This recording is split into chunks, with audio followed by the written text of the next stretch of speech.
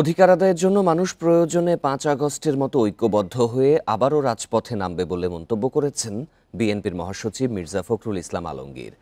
বিকেলে ঠাকুরগাঁওয়ের Shibganj degree college মাঠে জনসভায় এই মন্তব্য করেন তিনি। এ সময় তিনি অভিযোগ করেন, শেখ হাসিনা ভারত থেকে অপপ্রচার চালিয়ে মানুষকে বিভ্রান্ত করছে।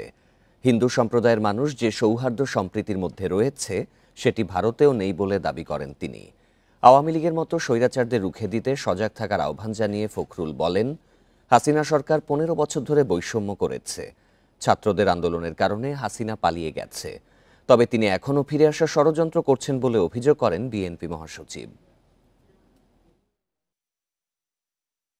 আবারও সেই মতো ঐক্যবদ্ধ হয়ে রাস্তায় নামতে হবে।